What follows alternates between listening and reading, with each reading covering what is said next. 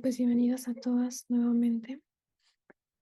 Continuamos con las contribuciones. El día de hoy tenemos el agrado de presentarles a Ana Carolina Noguera Velasco. Ella viene de la Universidad del Valle y nos va a hablar sobre la combinación de tres cuerpos fríos, átomo, átomo, ion, en presencia de una trampa de radiofrecuencia. Adelante, Ana. Hola, hola a todas. ¿Me pueden confirmar si se escucha bien? Sí, escucha. Ok, vale, gracias. Bien, pues, ok, este es mi trabajo. Em, bueno, primero estoy muy agradecida de que me han invitado a este evento que es muy genial para todas las chicas en física. Pues yo soy estudiante de pregrado de física, estoy en mi último año. Y realmente estoy muy emocionada de poder compartir mi trabajo con ustedes. Y espero que aprendan un poquito de esta área que me apasiona tanto y pues cualquier pregunta o comentario es bienvenido. Muchas gracias. Entonces, como tal, mi charla tiene el título de mi proyecto de investigación, que se denomina Recombinación de tres cuerpos fríos, átomo, átomo, ion, en presencia de una trampa de radiofrecuencia. Bien, pues, digamos, iniciamos. Ahí, listo. Bueno, primero el contenido, pues la motivación de mi proyecto como tal, algunos matices teóricos, metodología que seguimos y una serie de conclusiones. Entonces, primero mencionarles un poquito acerca del campo en el que actualmente trabajo, que es el de la física teórica, atómica y molecular. Entonces, pues básicamente en esta área nosotros realizamos el estudio de procesos fundamentales que involucran átomos y moléculas y pues debido a que básicamente esto es la base de todo, este tipo de procesos tienen mucha relevancia en diferentes campos, tanto de la física como de la química e incluso otras áreas de las ciencias en general. Entonces, pues en particular, mi trabajo se engloba en el área de la física de pocos cuerpos, en donde estudiamos a través de esto el proceso de reacciones químicas en sistemas fríos y ultrafríos, en donde se puede llegar a un control de las mismas reacciones y un estudio mucho más fácil de estas. Y adicionalmente, este estudio se realiza en sistemas atrapados, lo que se conocen como trampas, tanto trampas de radiofrecuencia como trampas de resonancia. Y bueno, pues digamos, este tipo de estudio en mi grupo de investigación lo realizamos tanto desde un área teórica como desde pues la realización del desarrollo numérico. Entonces, primero se realizan marcos teóricos que puedan llegar a explicar estas reacciones químicas complejas, pues de maneras más simples. Y posteriormente, tras el desarrollo teórico, lo que hacemos es la realización de diferentes simulaciones computacionales que puedan replicar estas dinámicas moleculares y atómicas, y así realizar un estudio de las mismas. Bien, entonces, ay, solo que... bueno, entonces, listo. Ahora, ok, y bueno, aquí como que les pongo un poquito como de mi trabajo. Esto es la página de mi grupo de investigación, que es Quantic, en la Universidad del Valle. Y pues aquí, aparte de esto, pues tratamos también con procesos de desequilibrio, átomos fríos y redes ópticas. Aunque bueno, mi área no es las redes ópticas como tal, pero también trabajamos en eso. Y pues iones atrapados. ¿Ok? Entonces, como tal, mi proyecto es que a través de simulaciones de dinámica molecular exploramos la formación de complejos en condiciones átomo-átomo-ion asistidas por un campo de radiofrecuencias. Y a partir de los resultados proponemos espacios de parámetros que optimicen el control de este tipo de reacciones. Bueno, ahora voy a explicarles un poquito qué significa cada cosa. Pero bien, entonces, como les dije, les mencioné, pues nosotros realizamos un análisis numérico de diferentes reacciones químicas para encontrar como tal la física más, o sea, ver ese tipo de reacciones de una forma mucho más física y llegar a las entrañas de cómo se pueden dar estos procesos. Entonces, pues como tal, mi estudio en particular se trata de la recombinación de tres cuerpos. Entonces, por recombinación de tres cuerpos, nosotros entendemos, pues tendremos la reacción directa en la que tenemos estos, no sé si se puede ver mi cursor, pero bueno, tenemos estos tres cuerpos. ¿Sí se puede ver mi cursor? Sí, sí se puede. Sí, sí lo vemos. Ah, listo, muchas gracias. Entonces tenemos estos tres cuerpos en la reacción directa, que son los reactivos, y pues colisionan y esto puede resultar en la formación colisionan inelásticamente y esto puede resultar en la formación de un producto o de una molécula, que es este A2, y pues de residuos y así. Pero este tipo de reacción se puede dar también de forma indirecta y esto a partir de la formación de una especie intermedia, lo que conocemos como una resonancia. Entonces, en una primera instancia, aquí en la reacción indirecta, tenemos dos cuerpos que colisionan pues inelásticamente, comparten energía. Esto resulta en la formación de una resonancia y posteriormente esta resonancia es la que pues, reacciona con el otro cuerpo, con el tercer cuerpo y forma pues la molécula estable como tal. Entonces es como la reacción directa e indirecta. Mi trabajo se enfoca en la reacción indirecta y en cómo el estudio de esta resonancia que se forma aquí, este A2 asterisco, y posteriormente cómo podemos llegar a la formación de moléculas, de complejos como tal, que es este A2. Y pues en particular en mi trabajo pues trabajamos con dos átomos y con un ion de diferentes especies.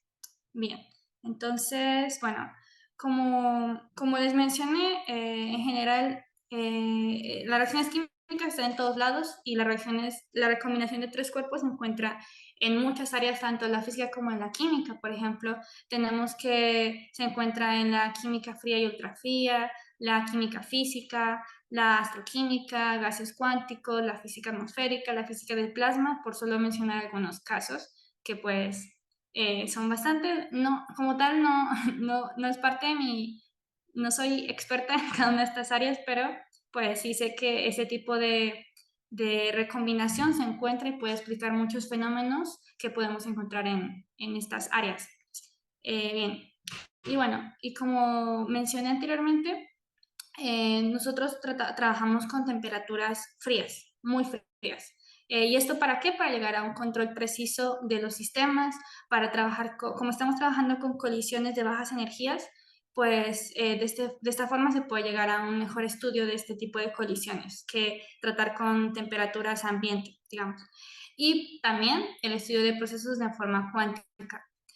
Pues el sistema con el que trabajo es el sistema híbrido de átomos-iones. Este tipo de sistemas en donde trabajamos con iones fríos y con átomos y moléculas frías y ultrafrías son muy interesantes porque pues básicamente estamos viendo aquí cómo dos sistemas con características energéticas muy diferentes interactúan y esto es un ambiente muy rico para poder explorar los diferentes procesos de intercambio de energía entre los sistemas. Entonces, por eso lo realizamos en ese tipo de sistemas híbridos ion-átomo. Y por otro lado, también, o sea, este tipo de colisiones, el estudio de las colisiones se realizan en sistemas que podamos controlar. Lo realizamos en trampas, de forma que los iones y los átomos están encerrados. Entonces, pues este trabajo se engloba en lo que se conoce como una trampa de Power. La trampa de Power es un tipo de trampa en la que tenemos un ion. El ion es esta partícula azul que podemos ver aquí, que se encuentra atrapado por campos que cambian en el tiempo con cierta radiofrecuencia. Entonces, estos de aquí son una serie de electrodos que aplican un potencial dependiente del tiempo al ion y lo atrapan de manera radial. Y por otro lado se tienen estos dos electrodos que atrapan al ion de manera axial, pero estos no dependen del tiempo, son potenciales fijos. Y adicionalmente, como estamos hablando de sistemas híbridos, ion-átomo, también pues es importante tener en cuenta a los átomos que corresponden a esta nube de aquí que podemos apreciar. Y pues una forma de encerrar esto sería a partir de la aplicación de láseres. que no forma parte de mi investigación como tal, pero debido a la naturaleza de los sistemas híbridos y un átomo, pues es importante como que entender que los dos cuerpos se encuentran atrapados. Y esto para poder analizar el sistema de manera más fácil. Listo. Entonces, pues para entender cuál es nuestro objetivo como tal, básicamente es explorar computacionalmente el control de la formación de complejos de tres cuerpos ultrafríos, átomo, átomo-ion, a través de una trampa de Power. Bien, entonces, pues aquí daré unos bosquejos teóricos de los cuerpos con los que estamos trabajando, así como muy rapidito. Entonces, por un lado, estamos trabajando con iones, ¿es verdad? Entonces, un ion en una trampa de Paul está modelado por esta expresión que corresponde a la ecuación de Matthew. La ecuación de Matthew, a su vez, depende de estos parámetros de aquí, A y Q, que se denominan parámetros de Matthew, y los parámetros de Matthew, a su vez, dependen de los potenciales aplicados, dependen de las masas de los cuerpos, de la carga del ion en este caso, y de la radiofrecuencia de la trampa. Entonces resulta, bueno, este es el potencial de la trampa de Paul, de donde se obtiene esta ecuación. Y como les expliqué, si pues aquí ese potencial, la trampa, tiene una parte que tiene corriente directa, es decir, que pues no tiene dependencia del tiempo, mientras que la otra parte sí la tiene. Entonces resulta que si nosotros queremos encontrar la solución de esta ecuación de Matthew, se puede realizar una aproximación pseudopotencial. Mm, es una aproximación en donde podemos dividir el movimiento del ion en la trampa en dos partes. Una parte que se conoce como circular motion, movimiento circular, y un micromotion, que es el movimiento, pues, micromovimiento. Entonces, estos dos movimientos se caracterizan porque el secular motion tenemos el guión en la trampa y con el secular motion el guión se mueve con amplitudes muy grandes pero con la aceleración es pequeña, bueno, no es tan grande, en comparación con el otro movimiento que es el micromotion, en donde las amplitudes son pequeñas, pero la aceleración es mucho, mucho, mucho más rápida. Pues aquí hay unos dibujitos, unos esquemas de esto que les estoy contando.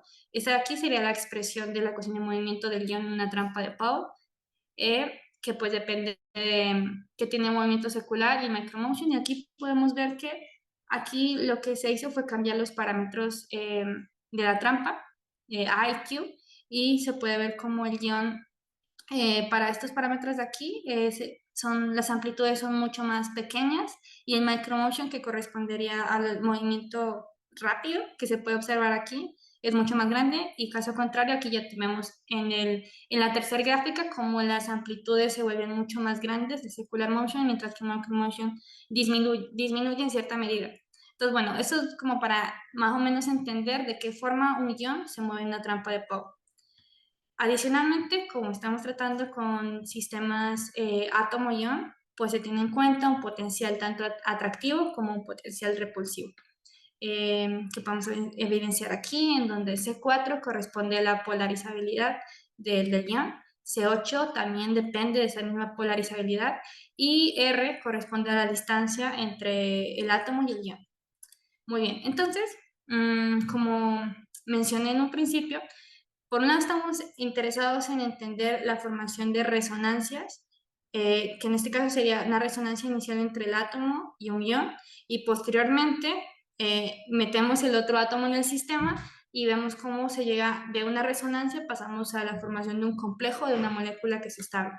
Entonces, en primera instancia, en cuanto a la formación de resonancias, para verlo de una manera pues, un poco gráfica, tenemos un potencial que sería este de aquí, que consta de una barrera centrífuga. Entonces resulta que los cuerpos, el átomo y el ion, entran con cierta energía de colisión al potencial, y pues tras poder pasar esta barrera centrífuga se pueden presentar estados ligados, pero son muy, muy inestables, que es este ENL, que sería la resonancia como tal, que tiene un tiempo de vida gamma NL, pero el tiempo de vida es súper corto, o sea que digamos que pasa esta barrera centrífuga, se queda atrapado, pero pasa muy poquito tiempo, microsegundos, y sale a través de la trampa. Entonces ahí se formó la resonancia como tal. Y resulta que pues ya estos estudios ya se hicieron, ya salieron muchos papers acerca de esto.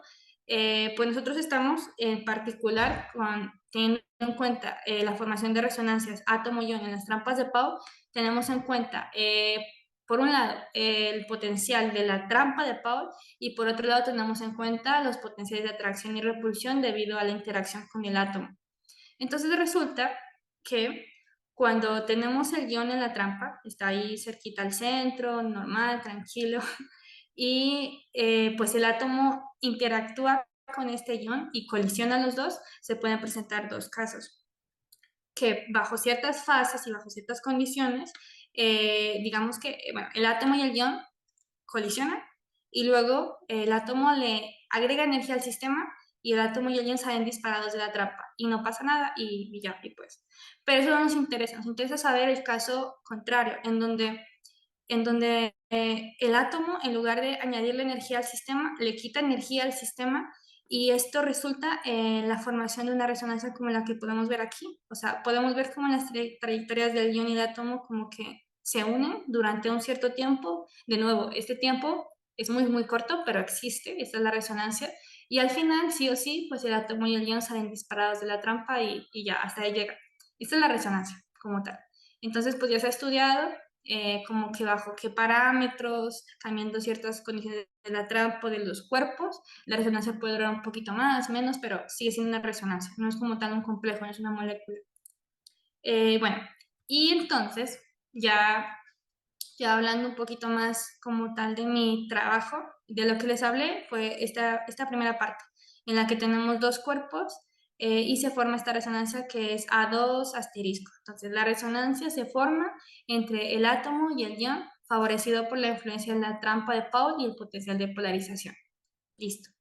Y como tal, ya una vez se entiende todo esto que ya se ha estudiado, vamos a abordar el problema en donde vamos a adicionar otro átomo, otro cuerpo, que esta vez interactúe con la resonancia y ver bajo qué parámetros el resultado de esto llega a la formación ya no de un cuerpo que tenga un tiempo de vida muy corto, sino como tal de un complejo, de una molécula, que es estable. Entonces, en el segundo vemos como un segundo átomo colisiona con la resonancia formada, restando energía al sistema, porque eso es lo que buscamos, que el átomo que entre le resta energía al sistema y esto resulta en la formación del complejo, que es este tercer paso. Y el tercero dice que esta interacción resulta en la formación de un complejo que pues ya vemos como estable. Muy bien, entonces pues ya esos son como los bosquejos teóricos del trabajo. Y ya cuando abordamos la metodología, pues les mencioné que nosotros trabajamos con estos sistemas de forma computacional. Entonces se puede realizar una aproximación clásica y por tanto podemos realizar un análisis de este tipo de sistemas a través de una simulación de dinámica molecular, en donde tenemos, por un lado, las ecuaciones de movimiento tanto del ion como del átomo, el ion que depende de la trampa y también depende de los potenciales de atracción y repulsión con el átomo, y el átomo que solo depende de los potenciales de atracción y repulsión. Entonces, lo que se hace aquí es que se corre bueno, en un código este tipo de ecuaciones y se llega a las trayectorias de movimiento tanto del ion como del átomo. Esto lo hicimos a través de la aplicación de un método de ejecuta de cuarto orden, ya que en estudios anteriores ha traído buenos resultados en comparación con cuando se llegó luego a comparar estos resultados computacionales con experimentales. Entonces, debido a eso, pues realizamos el código de ejecuta desde cero y pues ha traído buenos resultados. Entonces, bueno, esta es la simulación de dinámica molecular como tal, eh, en donde aquí se puede observar, eso es lo que buscamos. Lo de aquí, lo azulito de aquí corresponde al ion en el centro de la trampa. Aquí se hizo una aproximación, pero es esto súper chiquito de aquí, que está en el centro. Y entonces las amplitudes iniciales del ion se muestran a partir de una distribución de Maxwell-Boltzmann. Y posteriormente se define una esfera de interacción con un radio dado, que es esta de aquí, y se ubican de manera aleatoria en esa esfera de interacción un átomo. Entonces, posteriormente se pone a correr la simulación de dinámica, pues, la dinámica molecular, las ecuaciones de movimiento, de forma que el átomo se vea atraído por el ion aquí, y resulta que, pues aquí solo vemos como que el átomo entra en la trampa y sale, pero no lo es del todo. Si nos aproximamos un poco, podemos ver cómo el átomo llega a oscilar, a sus trayectorias llega como a una especie de oscilaciones con el ion y al final termina saliendo de la trampa. Esto de aquí es la resonancia que se forma, esto de aquí. Entonces, pues sí, nosotros en una primera instancia lo que hicimos fue pues encontrar la formación de esa resonancia y de hecho eso fue lo que conseguimos. Ay, eso. Esto de aquí fue lo que conseguimos, básicamente. Entonces aquí pues vemos como la trayectoria azul corresponde al movimiento del guión en la trampa, que pues tiene el comportamiento esperado en relación a lo que les expliqué en cuanto a cómo un ion se mueve en la trampa. Vemos aquí el movimiento secular, cómo gira en torno al centro, pero entonces cuando incluimos el átomo, que es la trayectoria naranja en la trampa, y se pueda correr la simulación, podemos ver cómo se forman estas figuras tan chéveres. Yo estuve divirtiéndome un rato como cambiando parámetros y así para ver las diferentes figuras que se forman.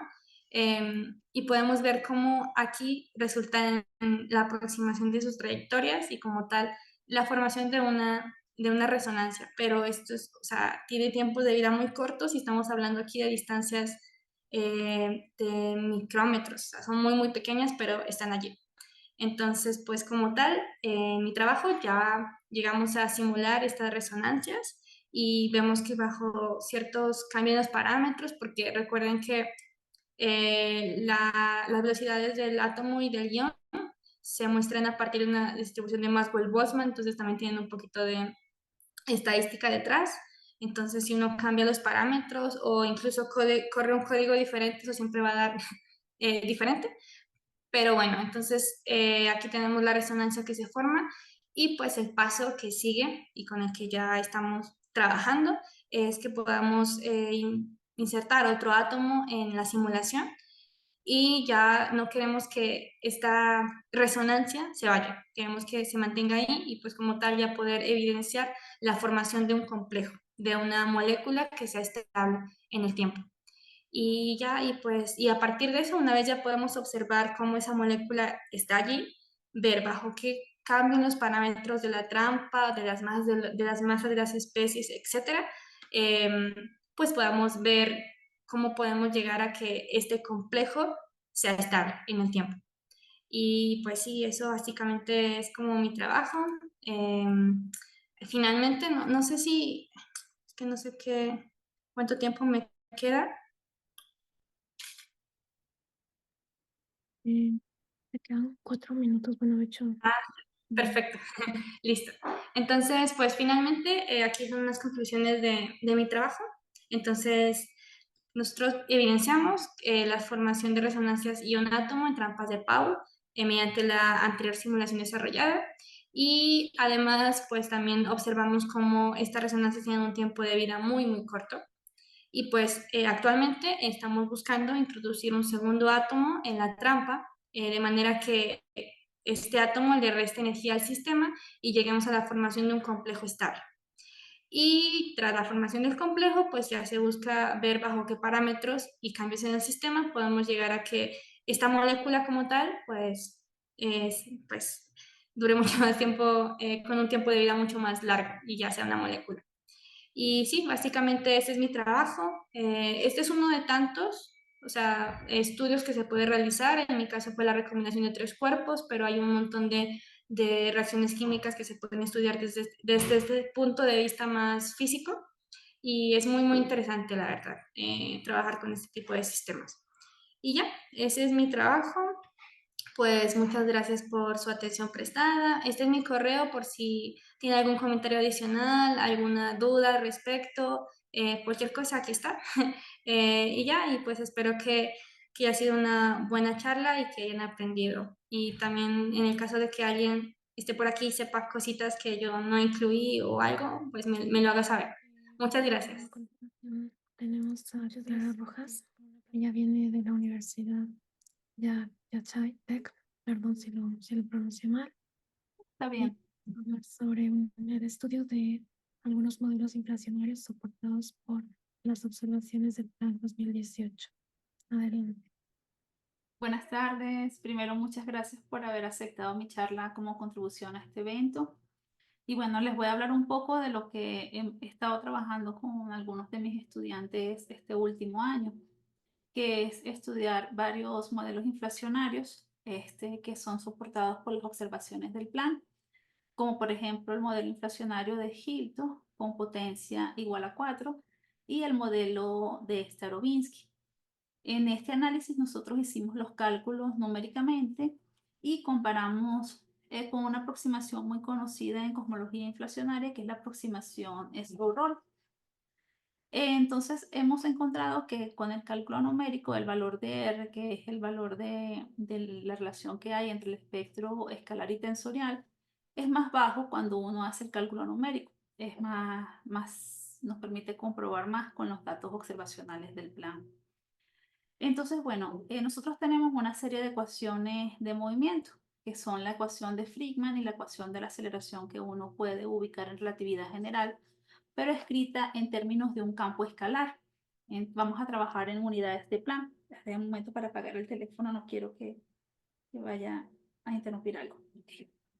Y entonces estas son las ecuaciones de movimiento. Fíjense que una depende netamente del potencial. Este B que está aquí, este es el potencial. Ese es el que nos va a hablar del modelo inflacionario que estemos usando.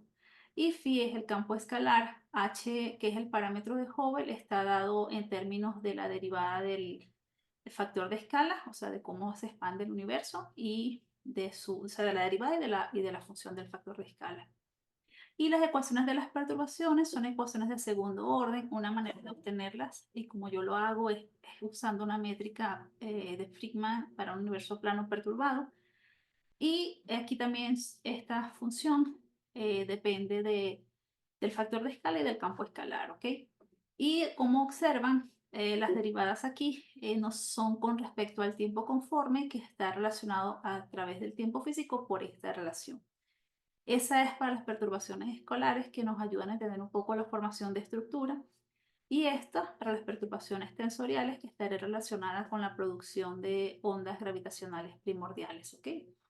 Entonces hay que considerar diferentes límites, ondas cortas o longitudes de ondas cortas y largas para poder resolver estas ecuaciones diferenciales. Tienen como una manera especial de resolverse numéricamente.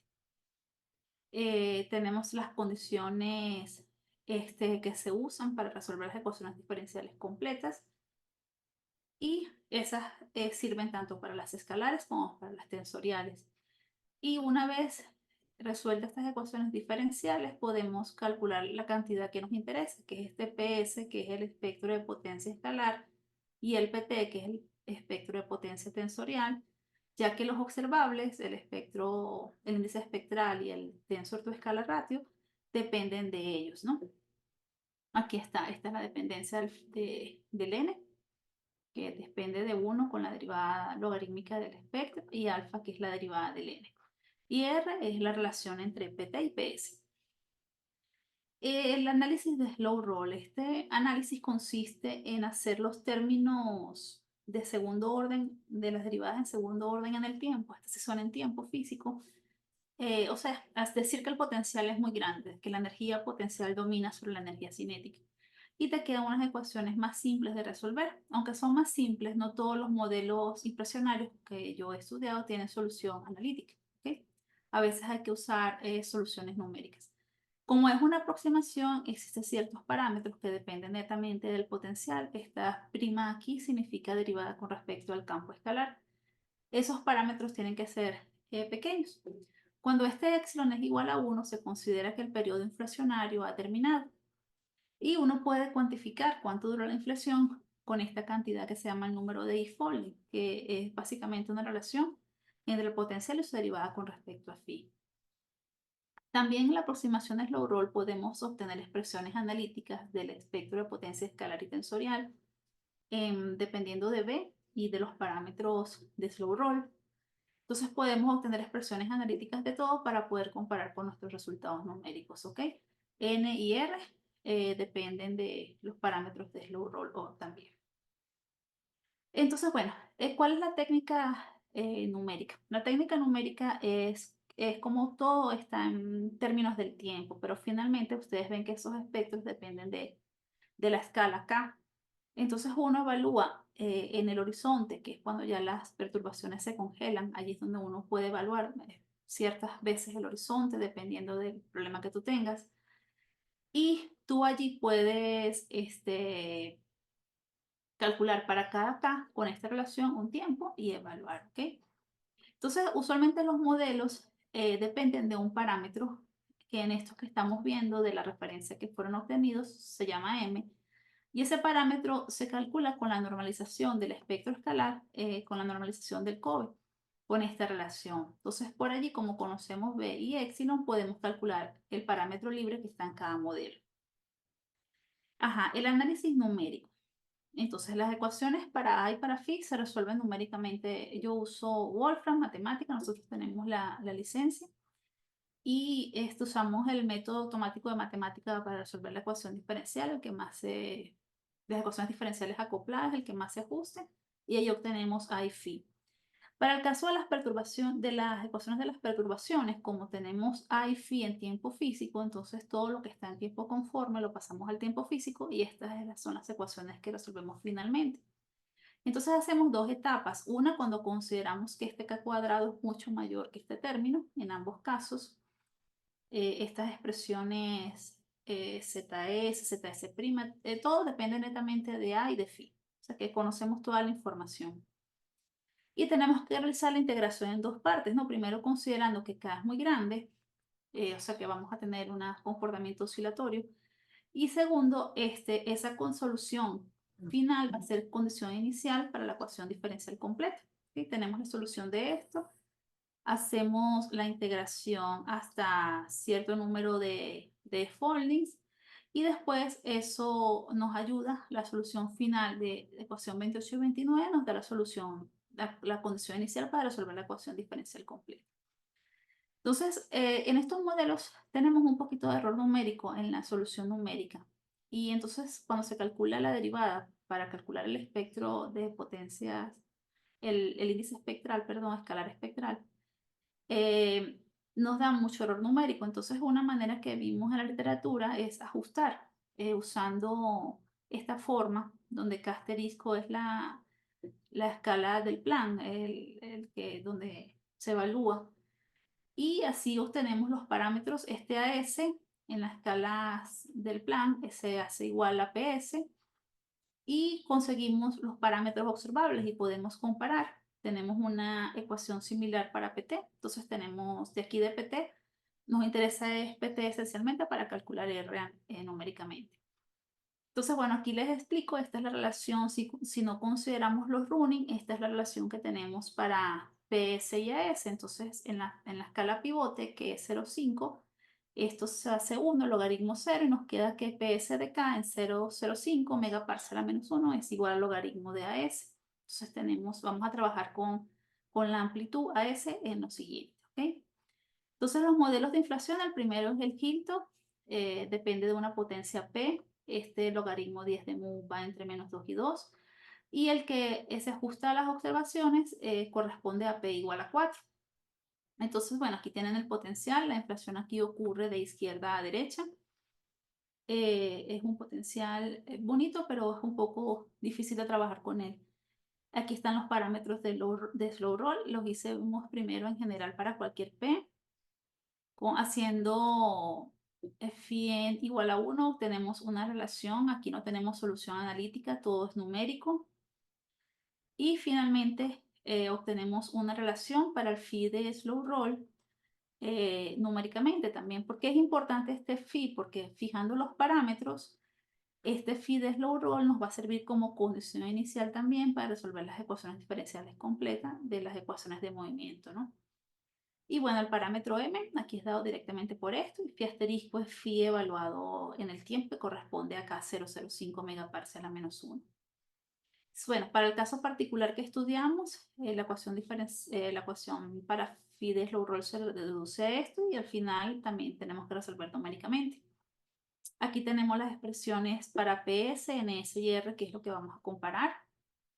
Y ya viene el modelo de Starobinsky. El modelo de Starobinsky es uno de los que se propuso desde recién, se comenzó a hablar de la teoría del universo inflacionario. Es un modelo muy bonito, el potencial es tal cual se describe teóricamente, la inflación ocurre de derecha a izquierda. Aquí en el cero tendríamos el mínimo de potencial, allí la partícula decae, comienza a oscilar y eso ya sería otra física que es el recalentamiento, ¿ok? Pero este potencial es bien comportadito, tenemos los parámetros de slow roll, tenemos el phi final bien calculado, el número de folding, que con el número de folding calculamos el phi inning. Aquí tenemos todo analítico. A de slow roll y phi de slow roll lo tenemos analítico también.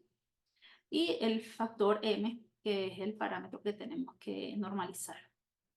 Y nuestras expresiones para PS, NS y R evaluadas en el horizonte. Entonces, bueno, lo que conseguimos es que nosotros calculamos, los observables son NS y R. Entonces, hicimos un cálculo para cada modelo del logaritmo, perdón, de 10 a la S versus NS. Aquí me tengo que disculpar porque tuve un error de tipeo. Aquí no tengo el logaritmo, tengo es 10 a la 9 por AS. Esto es alrededor de 304, todos estos valores para N50, 60.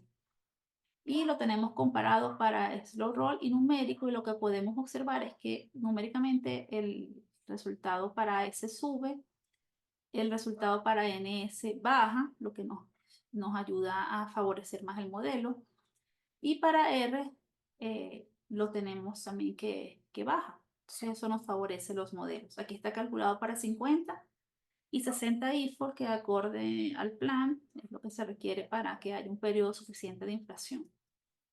Y bueno, estos gráficos que tenemos, este es el de Slow Roll, nos da más bonito porque es todo analítico. Tenemos que, esto es para dos valores de mu, porque se dieron cuenta que el potencial de Hito depende de un valor de mu. Entonces hicimos un barrido, perdón, esto es como para 10, 11 valores de mu. Este corresponde el circulito para el mu más pequeño, el cuadradito para el mu más grande. Y para ciertos mu tenemos que estos resultados están en el 95% de confianza de los resultados del plan para NS. Oye, y este es para el R versus NS. Este es slow roll, el de la izquierda. También tenemos que para ciertos valores cae completamente el 95%. Y el R numérico también, el R numérico mejora. No se nota mucho, pero sí mejora. Y para el modelo de Starobinsky, aquí también tengo el problema de que no tengo logaritmos, perdón. Tenemos la misma tendencia. AS sube, NS baja en numérico y R baja, ¿ok? Entonces, aquí tenemos para Starobinsky, como no depende sino de M, no tenemos parámetros externos, podemos ver que así, este sí cae en el de 60 y algo por ciento de confianza, tanto numérico como slow roll. Y el R también cae, este sí cae en la zona del R versus NS, sí cae en la zona del 95%. Entonces, como conclusiones, nosotros podemos ver que el R, que es lo que nos va a favorecer, nos va a indicar que el modelo es más favorecido o no, y el índice espectral que tiene que estar cerca de 0,964 más o menos, bajan, calculados numéricamente con respecto a la predicción que da slow roll, y mientras que el espectro de potencia es más pequeño que el numérico. Y entonces podemos decir que sí, corroboramos lo que dice el plan y que el resultado numérico nos ayuda a dar mejores, aproximar mejor los modelos a lo que da la observación. Gracias. Bueno, Eso es todo. continuamos con las contribuciones. En continuación tenemos el agrado de presentarles a Maura Elizabeth Ramírez Quesada. Ella viene de la Universidad de Tokio y nos va a hablar sobre cómo explorar física nueva mirando las estrellas. Gracias. Sí, muchas gracias. Vengo de la Universidad de Johannes Gutenberg en Mainz, pero hice un postdoc en Tokio en el pasado, entonces, más o menos, no hay problema. Ok, bueno, primero que nada, muchas gracias por permitirme presentar algunos de mis trabajos en este espacio. Hoy vengo a hablarles un pequeño trabajo que hice con un estudiante y quise mostrar ese trabajo porque básicamente ha sido mi primer trabajo asesorando a alguien. Entonces, ha sido como un aprendizaje también, tanto para el estudiante como para mí, ¿no? En asesoramiento.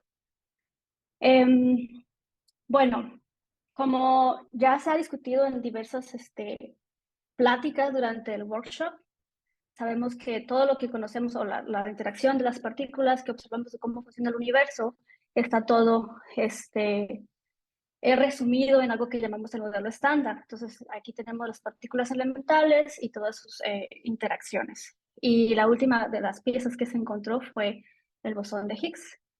Este modelo describe muy bien, es muy exacto, pero hay ciertas cosas que todavía no puede explicar. Recordemos que todavía pues, en este modelo no tenemos lo que es la fuerza gravitacional, no podemos explicar por qué hay más materia que antimateria, básicamente porque existimos. No podemos explicar el origen de la materia oscura y también tampoco podemos explicar la masa de neutrinos y por qué estos oscilan, ¿no? Bueno, cómo es que estas partículas obtienen sus masas, perdón. Entonces, ¿cómo es que nosotros buscamos responder estas preguntas? ¿No? Lo más general que hay es tratar de encontrar nueva física que esté conectada de alguna manera a lo que ya conocemos, ¿no? Entonces, prácticamente, en resumen, sería el modelo estándar pertenece a una teoría mucho más completa y hay un tipo de conexión o le llamamos portal. Entonces, en general, este tipo de portales pueden ser a través del mixing de neutrinos, puede ser un portal incluyendo una nueva partícula vectorial o una nueva partícula escalar que esté conectando esta física que no conocemos con lo que ya conocemos. Entonces, ¿cómo es que podemos buscar nueva física mirando a las estrellas? Y en particular, ahorita me voy a enfocar en las enanas blancas. Pues básicamente nosotros sabemos que hay muchos experimentos que están intentando excluir y encontrar y rastrear esta nueva física, ¿no? Tenemos, por ejemplo, experimentos de neutrinos, tenemos experimentos de materia oscura y también tenemos lo que es el condicionador de partículas, el CERN. Pero ya que existen muchas limitaciones y más que nada con respecto a la sensibilidad de estos experimentos que se nos dificulta un poco explorar ciertas áreas de este espacio de parámetros de esta nueva física, necesitamos estas alternativas. Entonces, lo que proponemos nosotros es estudiar nueva física utilizando estrellas compactas, como es el caso de las enanas blancas. ¿Y por qué enanas blancas? Pues básicamente es porque esos objetos se encuentran en condiciones muy extremas, ¿no? Son estrellas que tienen la masa del Sol, pero tienen el tamaño típicamente el tamaño de la Tierra. Entonces son estrellas muy densas y esto nos permite explorar el espacio de parámetros que, por ejemplo, con experimentos terrestres sería bastante difícil. Y otra de las cosas también que nos facilita usar estas estrellas es porque son muy sencillas de modelar. O sea, uno puede modelar esas estrellas que están básicamente hechas solo de un núcleo de carbón. Es muy sencillo y aparte conocemos muy bien la relación que tiene el radio de esta estrella con respecto a su masa, ¿no? Ahora, la pregunta sería ¿cómo es que las usamos como laboratorios cósmicos, ¿no? ¿Qué es lo que nosotros observamos cuando queremos básicamente explorar esta física nueva? Entonces, hay muchas formas de hacerlo. Por ejemplo, podemos observar el proceso de enfriamiento de esas estrellas o podemos observar el proceso de recalentamiento, que básicamente sería a través del tiempo cómo esta estrella está evolucionando, ¿no? Ahora, en este caso nosotros nos enfocamos en el proceso de enfriamiento y este proceso se divide en 2 etapas. Cuando la estrella es muy joven, se enfría a través de emisión de neutrinos, que es la parte en la que nosotros nos vamos a enfocar en este charla. Y ya cuando la estrella envejece o está un poquito más fría, baja cierta temperatura y su enfriamiento es a través de fotones. Ahora, si no existe otro mecanismo que esté calentando a la estrella o que la esté, que la esté calentando, y nosotros observamos que, por ejemplo, la estrella en su evolución está más fría de lo que debería de estar, entonces quiere decir que hay algo ahí pasando, una física nueva que está alterando la manera en la que la estrella está evolucionando, ¿no? Está alterando su temperatura de una forma que está fuera de lo que está predicho a través de lo que es la física que ya conocemos. Entonces, voy a explicar un poquito cómo es que se enfría una enana blanca que está muy joven todavía. Entonces resulta que la emisión de los neutrinos en la primera etapa ocurre a través del decaimiento de fotones, que en el caso de estas estrellas yo les voy a llamar plasmones, ¿no? Ahora, ¿cómo es que este fotón puede decaer si los fotones, por ejemplo, en el vacío, pues no tienen masa, no tienen esa capacidad? Resulta que cuando un fotón está atravesando un plasma, en este caso el plasma sería la composición de esta estrella, adquiere una masa térmica o una masa aparente, se le llama, ¿no? Esto les permite decaer en un par de neutrinos.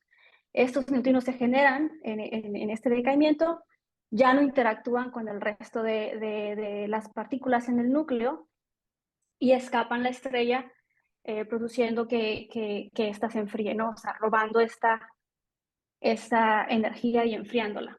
Ahora sí, este proceso puede ser análogo, por ejemplo, a una bolita de unicel. Nosotros tenemos una bolita de unicel en el aire y esta pues prácticamente no se siente pesada, ¿no? Podríamos decir que su peso, su masa es nula. Pero si nosotros ponemos esta bolita de unicel en un líquido viscoso, pues y tratamos de jalarla, vamos a sentir como que esta bolita es muy pesada, ¿no? Entonces, esto es como análogo a lo que quiero explicar con respecto a los fotones que se encuentran atravesando un plasma. Entonces, entre más caliente esté, en el caso de la estrella, entre más caliente sea la estrella, entonces el fotón o la masa térmica va a ser más grande. ¿Por qué? Porque es proporcional a esta frecuencia del plasma, ¿no? Ahora, para poder tomar en cuenta los efectos del plasma en el fotón, tenemos que calcular este tipo de diagramas aquí. Aquí tenemos, por ejemplo, el fotón propagándose a través del plasma y tiene cierta interacción con las partículas que conforman este plasma, que en este caso estamos tomando en cuenta que son electrones y positrones. Entonces hay que calcular este tipo de objetos aquí, utilizando algo que se llama Thermal Field Theory, ¿no? Teoría térmica de campos. Y prácticamente lo que nos interesa también es saber la masa que tendría el plasmón, los efectos, porque sería el efecto principal que genera esto en el fotón, ¿no? Entonces, esa sería como la primera parte que uno tiene que obtener.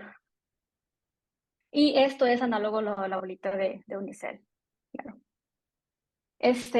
Bueno, si nosotros nos enfocamos en el decaimiento del plasmón, solamente incluyendo partículas que ya conocemos, que son del modelo estándar, esos serían los diagramas que tenemos que calcular para poder saber los efectos térmicos de este plasma, ¿no? Entonces aquí tenemos, por ejemplo, el fotón que decae a dos neutrinos a través de este loop de electrón-positrón acoplado con un W un bosón W o a través de un bosón Z, ¿no? Entonces, primero hay que calcular la amplitud de dispersión de que esto suceda, luego hay que calcular la razón de decaimiento y luego ya calcular la emisión de los neutrinos, ¿no? En este caso, esta es la expresión de las más generales.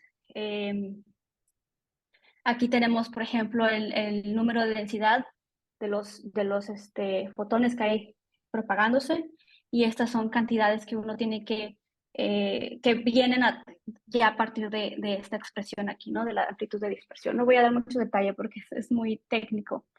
Lo importante aquí es que estas cantidades aquí solo tenemos un acoplamiento con partículas del modelo estándar. Eso es muy importante. Ahora, si nosotros tenemos física nueva en la estrella, si hay algo nuevo que más allá del modelo estándar, por ejemplo, un modelo, como yo dije, que se puede conectar la física nueva con el modelo estándar a través de diferentes portales. Si tenemos un modelo que conecta esto a través de alguno de estos portales, en este caso yo estamos enfocadas en el Kinetic Mixing, que es el portal vectorial, que es donde el fotón dark es el que está conectando a la física nueva con la física que ya conocemos.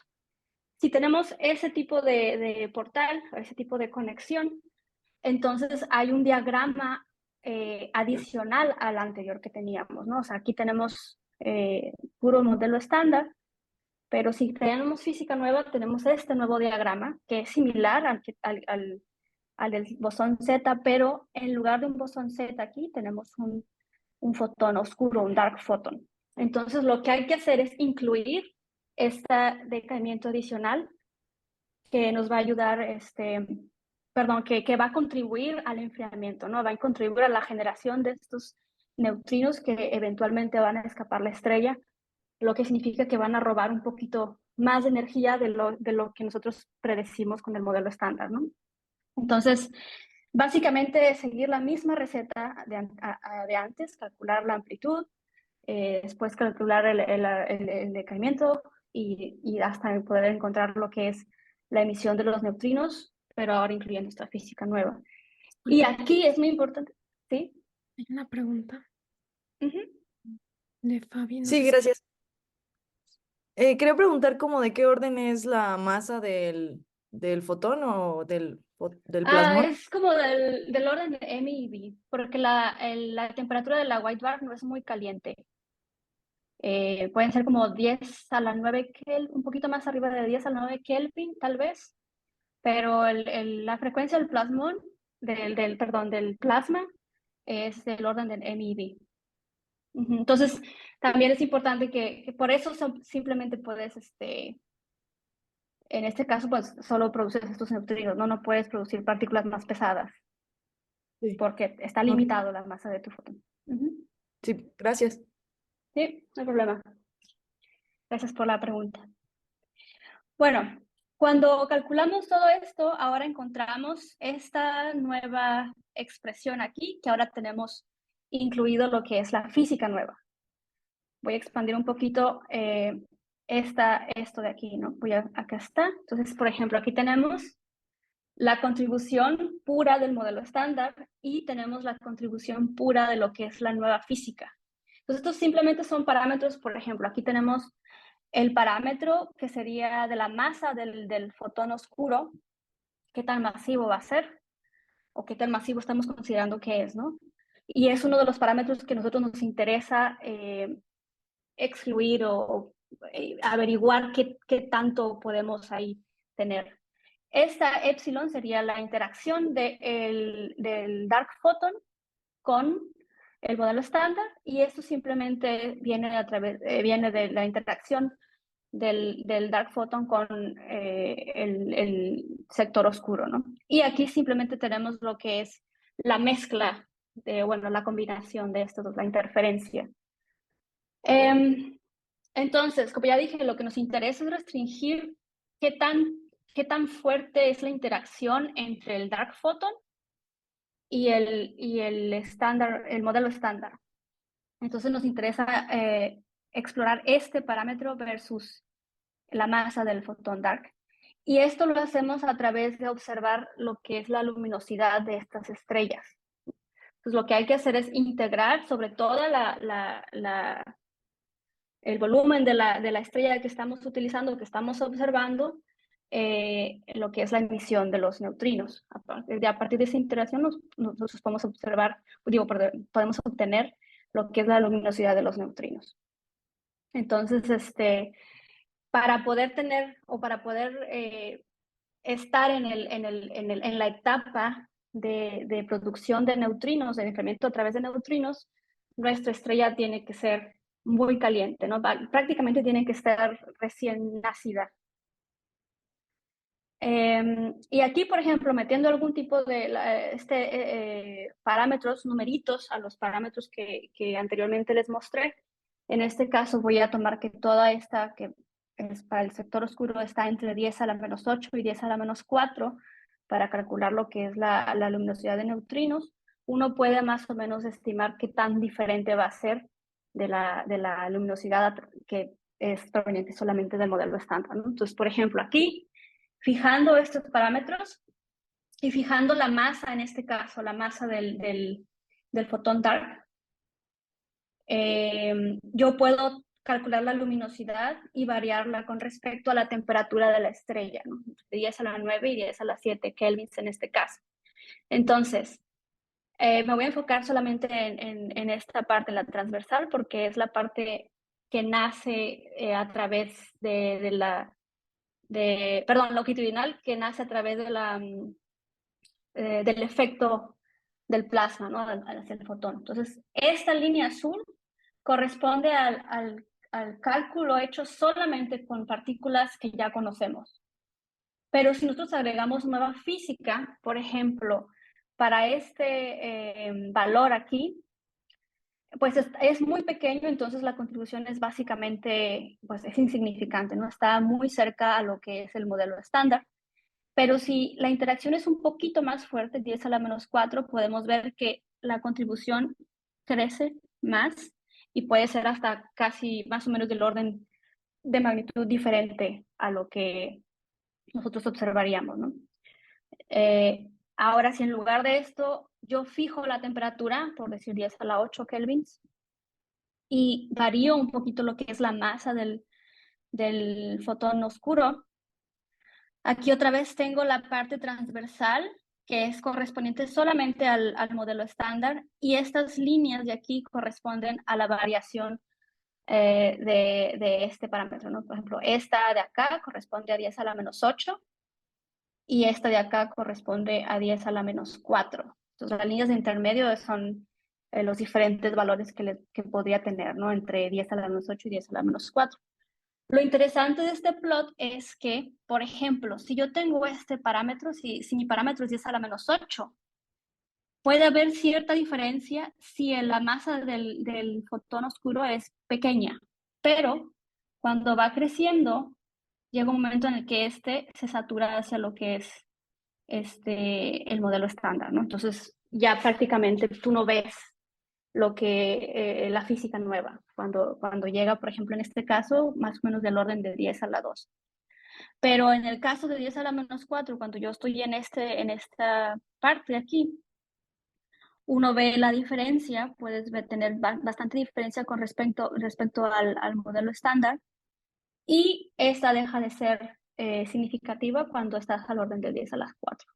Entonces, también es importante cómo es este parámetro versus la masa del dark photon están como en juego, ¿no? Entonces, para poder ver más o menos qué sucede en este espacio, nosotros finalmente lo que hicimos es, ok, exploramos la interacción del fotón oscuro con el estándar model, con el modelo estándar, versus lo que es la masa del fotón oscuro, ¿no? Entonces, lo que estamos haciendo aquí es decir, ok, como no sabemos exactamente qué tanta, si es que hay, ¿no? Qué tanta nueva física hay en nuestra estrella, lo que podemos explorar es ciertos porcentajes, ¿no? Entonces vamos a requerir que la nueva física sea una pequeña fracción de la luminosidad que uno observa o que uno esperaría con solo el modelo estándar.